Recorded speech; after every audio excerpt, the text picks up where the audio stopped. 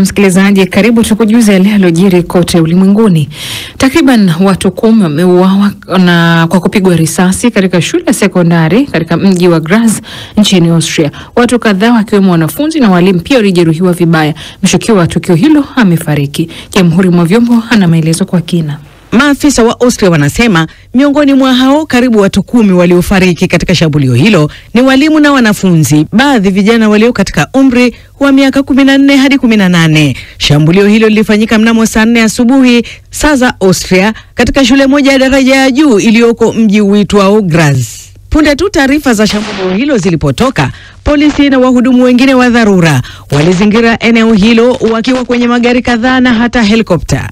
Polisi wanasema mshambuliaji huyo aliyekuwa na bunduki ni miongoni mwa waliouawa, na kwa mujibu wa uchunguzi wao wa awali alitenda uovu huo peke yake. Huyo hapa msemaji wa polisi wa Austria. We cannot yet confirm whether we're talking about one attacker or more, but we can say the situation is... Hatuwezi kusema kwa 100% kwamba mshambuliaji huyo alikuwa peke yake au na wenzake, lakini kwa sasa tunajua ni huyo mmoja. Kituo cha kuwasaidia waathiriwa kimefunguliwa.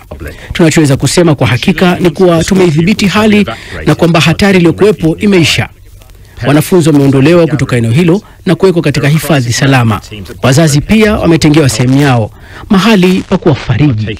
Bila shaka vile kuna wahudumu wa kusaidia kila aliyeathiriwa kwa namna yoyote ile na tukio hilo. Lakini kweli bado kuna walioumia sana. There are several fatalities. Chancellor wa Austria Bwana Christian Stocker katika ujumbe wake kwenye akaunti ya X ameelezea masikitiko yake kufuatia tukio hilo, akiliita mkasa mkubwa wa kitaifa. Naye meya wa mji huo wa Graz Bwana Jürgen amelitaja shambulio hilo kuwa kitendo kibaya sana.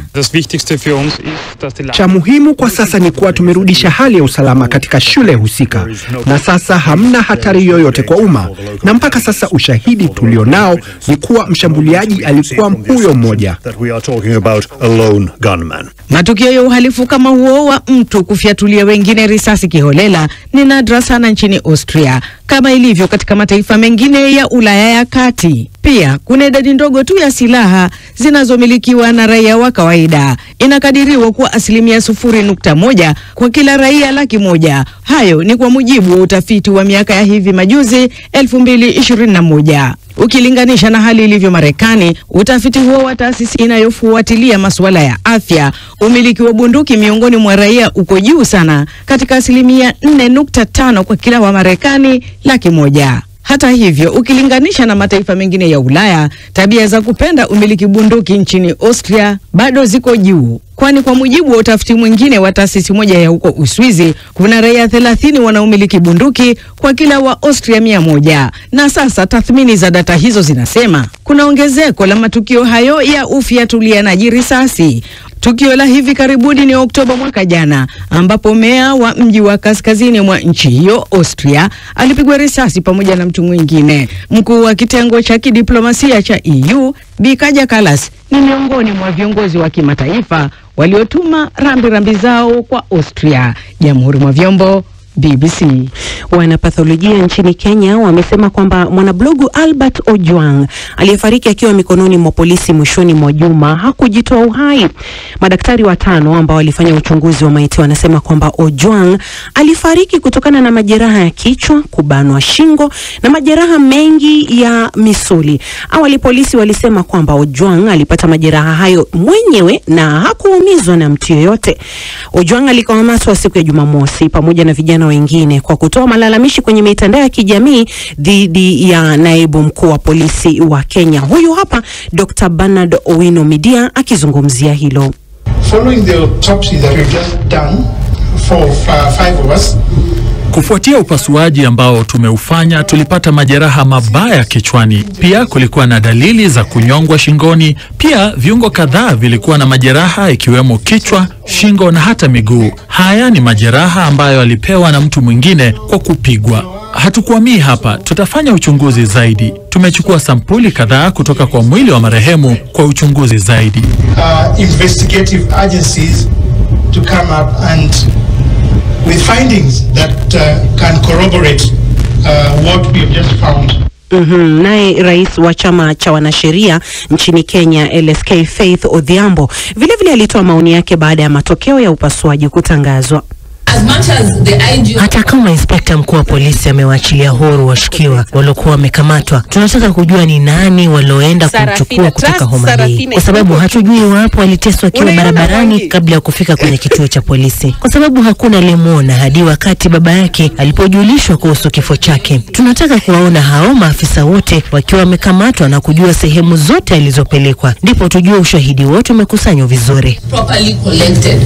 Sasa mwanahabari wa BBC Akisa Wandera amekuwa akifuatilia habari hii kwa kina, na awali amenieleza jinsi familia ya Ojwang imepokea matokeo hayo. Familia imezungumza kupitia mawakili wake na imesema kuwa imesikitishwa sana na matokeo ya upasuaji ambao umefanyika leo, na upasuaji huo umeonyesha kuwa Albert Ojwang alikuwa na majeraha makubwa sana ya kupigwa, haswa kichwani, mabegani na pia kwenye shingo, na pia alikuwa na vidonda vingi sana mwilini. Hii ni kinyume na ripoti ya polisi ambayo ilisema kuwa alijiumiza kwa kujigonga ukutani akiwa kwenye stesheni ya polisi. Na vile Akisa, kulikuwa na habari kwamba tume hii ya IPOA kwamba wataanza uchunguzi kuhusu kifo hiki cha Albert. Je, tunajua kwamba kama mchakato huu umeanza, ama kama umeanza umefikia wapi? Kuna habari zozote? Tunafahamu kuwa IPOA imeanza shughuli hii na wakilishi wao walikuwa kwenye shughuli ya upasuaji leo, na pia wametoa taarifa kusema kuwa wanafanya mahojiano na maafisa ambao wanasemekana walikuwa kwenye kituo cha polisi cha Nairobi usiku huo ambao unasemekana Albert Ojwang alikufa. Na IPOA pia imesema imechukua rekodi za kamera za CCTV, simu za askari, wanajaribu pia kupata vitu kama ripoti za hospitali na ripoti kama hii ya leo ya shughuli ya upasuaji, ili kuendeleza uchunguzi wao ambao wanasema kuwa wameanza, na watazidi kutupatia ripoti zaidi pindi wamekamilisha uchunguzi wao. Kisa vile kulikuwa na habari kwamba kuna wanablogu wengine ama vijana wengine ambao walikamatwa pamoja na Albert Ojwang. Je, hatma yao hawa tunaijua ni vipi? Kwa sasa hatuna habari rasmi kuhusu wanablogu hao ambao inasemekana walikamatwa pamoja na Ojwang. Kumbuka Ojwang alikamatwa kule Homa Bay na akaletwa mpaka Nairobi, lakini hatuna uhakika wale ambao walikamatwa na yeye na hali ambayo wako, na kama bado wako ndani ya stesheni tunajaribu kukusanya habari zaidi kuhusu wale wanasemekana walikamatwa na Ojwang, lakini kwa sasa hatima yao hatuijui na hatuna habari rasmi kuhusu waliopo. Na je, wanajulikana ni kina nani Akisa wa vijana? Haijulikani, na kesi hii imekuwa na siri nyingi sana. Hatujaweza kubaini mambo mengi na kuna maswali mengi ambayo yamechipuka katika kesi hii. Mambo ambayo yanatokea ni kidogo sana, na wanahabari, mawakili wanasema kuwa kuna maswali mengi ambayo hayana majibu, na wanaomba kuwa polisi ama serikali itaweza kubaini ama kuwapa watu majibu kama haya. Watu hawa ambao walikamatwa na Ojwang ni akina nani? Kwa nini Ojwang alisafirishwa kutoka Homa Bay mpaka Nairobi? Kwa nini wazazi wake hawakuarifiwa mapema? Ni nini kilisababisha kifo chake? So kwa sasa kuna maswali mengi ambayo tunafuatilia, lakini hayana majibu kwa sasa. Kisema hayana majibu, je, hii inamaanisha kwamba hakuna tamko lolote kutoka kwa serikali bado, au labda hata mkuu wa polisi? Mkuu wa polisi alizungumza jana na alisema kuwa anasubiri matokeo ya chunguzi ya IPOA ambayo huwa inachunguza maaskari, lakini pia waliwasimamisha kazi maafisa kadhaa ambao walikuwa kwenye stesheni usiku huo, akisema kuwa watasaidia kwa kikamilifu uchunguzi ambao umeanza rasmi. Lakini kwa sasa hatujasikia hata kutoka kwa labda waziri wa usalama, hajasema lolote kuhusu kesi hii. Mkuu wa polisi peke yake ambaye amezungumza, na alizungumza jana alipozuru stesheni ambayo inasemekana Albert Ojwang alifariki. Matangazo ya jioni ya Dira ya Dunia kutoka idhaa ya Kiswahili ya BBC unaweza kutusikiliza kupitia tovuti yetu bbc.com/Swahili, ukurasa wetu wa Facebook ni BBC Swahili. Kadhalika hapo matangazo yetu yanakujia moja kwa moja, lakini pia redio ya shirika mbalimbali wanapeperusha matangazo haya ya Dira ya Dunia. Mimi ni Skola Kisanga na mwenzangu ni Phyllis Mwate. Idadi kubwa zaidi ya Wakristo ulimwenguni sasa inapatikana barani Afrika, ikipika Ulaya kwa mara ya kwanza. Kituo cha utafiti cha Pew Research Center katika ripoti yake mpya inasema kufikia mwaka 2020 asilimia 30 ya Wakristo wanaishi kusini mwa jangwa la Sahara, ikilinganishwa na asilimia 22 ya Wakristo waishio bara Ulaya. Utafiti huu unaonyesha pia idadi ya Waislamu imekuwa ikiongezeka duniani, lakini kupungua katika baadhi ya maeneo ikiwemo barani Afrika. Utafiti huu umeelezea sababu mojawapo ya ongezeko la Kristo katika bara la Afrika ni pamoja na kupungua kwa wanaojihusisha na dini ya Ukristo huko Ulaya. Humphrey Mgonja anatuarifu zaidi.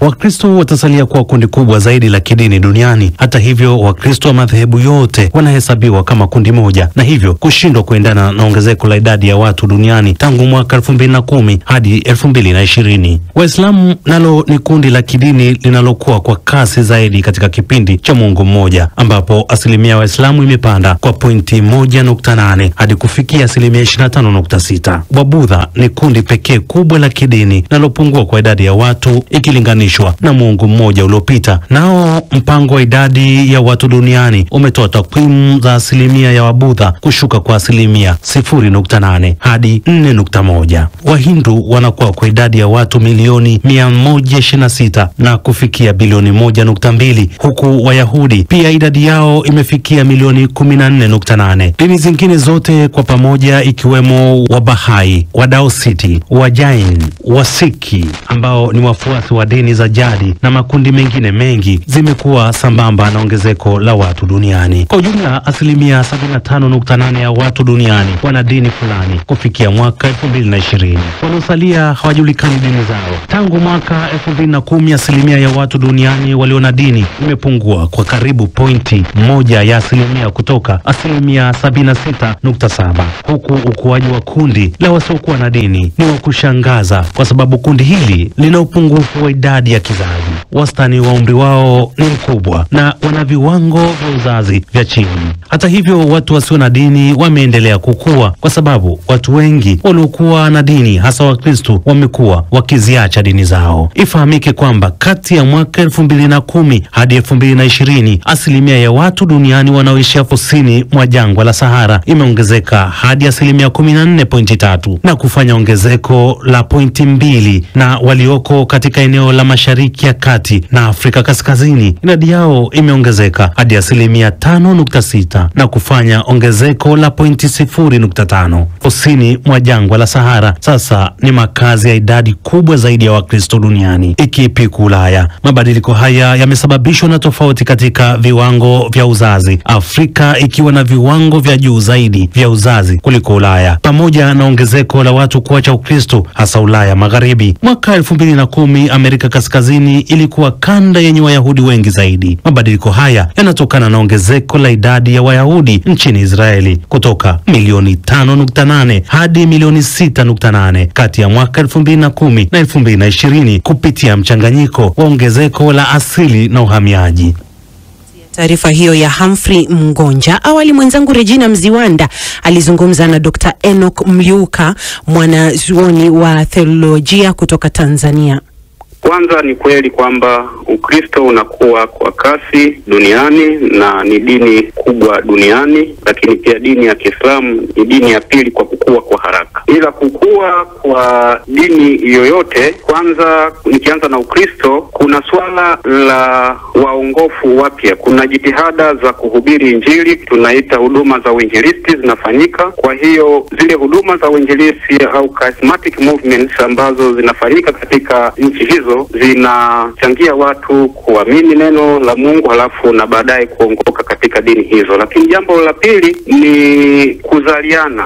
Watu wanavyozaliana kuwa wengi baadaye wakaongokea dini fulani, hizo vyote vinachangia kukua kwa dini hizi, Ukristo na Uislamu na dini zingine. Je, ni kwa namna gani mabadiliko ya kidemografia kama vile kiwango cha uzazi na umri wa watu yamechangia Afrika kuwa na idadi kubwa ya Wakristo duniani kuliko kuliko mabara mengine? Nikiangalia upande wa Ukristo kwa namna moja kidogo inatofautiana, mfano na dini ya Kiislamu. Upande wa dini ya Kiislamu kuna swala la kuzaliana watu kwa wingi katika familia, kwa sababu mtu anaruhusiwa kuoa mke zaidi ya mmoja, na watazaliwa pia watoto wengi, na wale watoto pia watakuwa wa dini hiyo. Ukija kwa upande wa Kristo, wao mke ni mmoja na watoto wanazaliwa pia sio wengi. Kwa vyovyote vile Uislamu utakuwa haraka sana kuliko Ukristo. Lakini jambo la pili, mifumo ya uelimishaji. Unakuta mfano upande wa Waislamu wenzetu wamewekeza sana elimu ya dini kwa watoto. Ndio maana utasikia pia kuna mashindano ya Qur'ani. Kwa hao watoto wanapokuwa na misingi bora ya dini toka chini, wakaipractice ile dini yao, kwa jinsi hiyo unakuta kizazi kinachoendelea kuzaliwa kinazaliwa kizazi ambacho kinakuwa na misingi bora ya dini. Pia ukija upande wa Kristo, uwekezaji wa watoto upo, na hii pia inasaidia sana baadaye kuwa na dini ambayo ni imara sana katika jamii na dunia kwa ujumla. Ni changamoto gani zinazoweza kutokea kwa ongezeko kubwa la Wakristo Afrika kwa mustakabali wa kisiasa, kiutamaduni na mshikamano wa kidini katika bara lenye tofauti kubwa za kiimani? Dini inapokuwa, waumini wanapofikia hatua ya kumwamini Mungu na kuishi mafundisho ya dini, ninaamini kwamba ni baraka, kwa sababu ninaamini watu kadiri wanavyomjua Mungu ndivyo wanapata ile hofu ya Mungu. Wanapopata hofu ya Mungu, maisha yao na yote wanayoyatenda yamezungukwa na hiyo hofu ya Mungu. Kwa hiyo ninaamini watakuwa watu wema, watakuwa baraka katika jamii yoyote wanayoishi. Pia watajua namna ya kuhusiana na watu wengine, watakuwa waadilifu, watakuwa waaminifu, watakuwa na upendo, watakuwa na uvumilivu, watajua hata namna kuchukuliana na binadamu mmoja na binadamu mwingine. Kwa hiyo mimi naamini dini uwepo wake ni baraka. Labda tu tutazungumzia sasa ubora wa hao waumini, hilo ni swala lingine. Tuangalie sasa ongezeko la idadi ya waumini katika dini zote. Linaashiria ongezeko la imani ya kweli au lina uhusiano zaidi na masuala ya kijamii kama umaskini, ukosefu wa elimu na utafutaji wa tumaini la maisha? Dini zote zinaleta baraka katika jamii ya watu husika. Hapa swala la msingi ambalo mimi huwa nalisisitiza sana ni kitu kinaitwa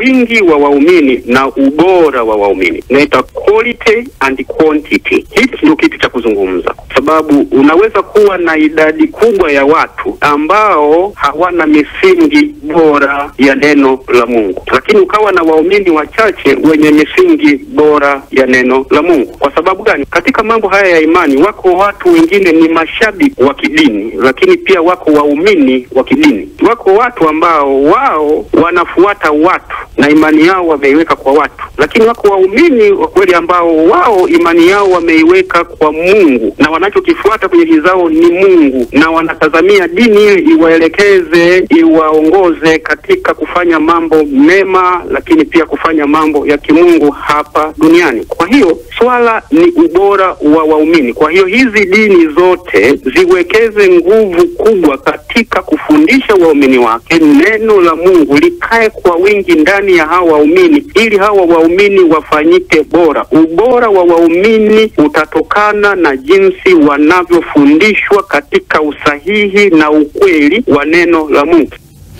Na mchungaji Daktari Enoch Mliuka, mwanazuoni wa theolojia kutoka Tanzania, kama alipozungumza na mwenzangu Regina Mziwanda. Tovuti yetu ya BBC ina taarifa mbalimbali ikiwemo hii hapa pia ambayo umetoka kuisikia: Uislamu wakuwa kwa kasi duniani huko Kristo ukipungua lakini ukikuwa barani Afrika. Utafiti mpya unaonyesha hivyo. Lakini kwa nini Saudia iliweka mifumo ya ulinzi wa anga katika mji wa Maka wakati wa hija? Taarifa hiyo na nyingine nyingi tafadhali tembelea tovuti yetu ya bbc.com/Swahili. Sasa moja kwa moja tunakwenda viwanjani na Ive Uchana.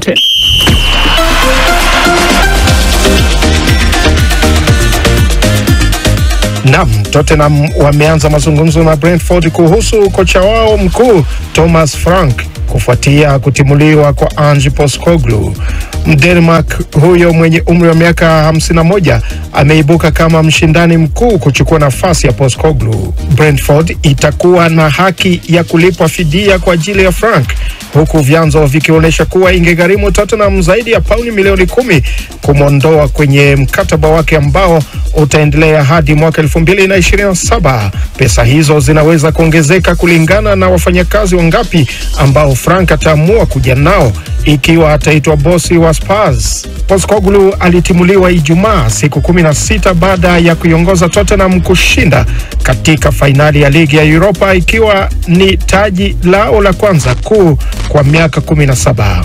Sasa tupate tathmini ya mchambuzi wetu wa soka Abdul Jabbar Romario. Kwa nini Spurs wamevutiwa na kocha Thomas Frank? Ameamua kumtimua Ange Postecoglou kutokana na matokeo mabovu aliyopata katika Premier League, ambapo wameishia kwenye nafasi ya 17, wameshinda mechi 22, wamepata alama 38 na wameruhusu magoli mengi mno, wameruhusu magoli 65. Hata msimu uliopita licha ya kwamba alipata nafasi ya 5 katika Premier League, lakini pia ameruhusu magoli mengi 61. Huyu ni kocha ambaye huwa anapata changamoto kubadilisha mfumo katika mechi, na hiyo ndio sababu huwa anafunga magoli mengi zaidi na kupoteza mechi. Kwa nini wanamhitaji Frank? Frank amekuwa na Brentford tangu mwaka 2021, akapanda kwenye Premier League na Brentford, wamekaa kwenye Premier League misimu 4,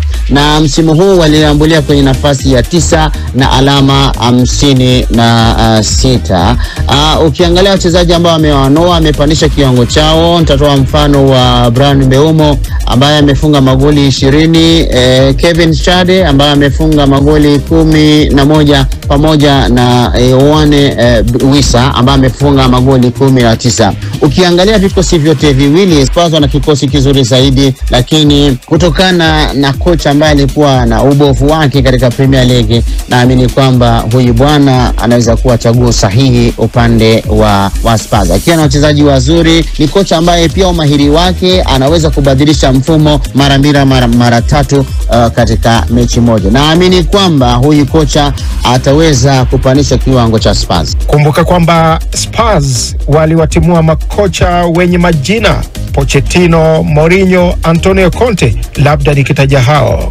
Hapo awali kocha mkuu wa Marekani Mauricio Pochettino amejiondoa kwenye kinyang'anyiro cha kuchukua nafasi ya Ange Postecoglou, akisema kurejea tena Tottenham kwa wakati huu sio wakati sahihi. Pochettino ambaye kukaa kwake kwa miaka 5 katika klabu hiyo kulimalizika Novemba mwaka 2019, amekuwa akihusishwa na kurejea Tottenham, lakini Mwargentina huyo mwenye umri wa miaka 53 ambaye aliteuliwa kuwa meneja wa Marekani Oktoba mwaka 2024 anasema ana furaha katika jukumu lake jipya.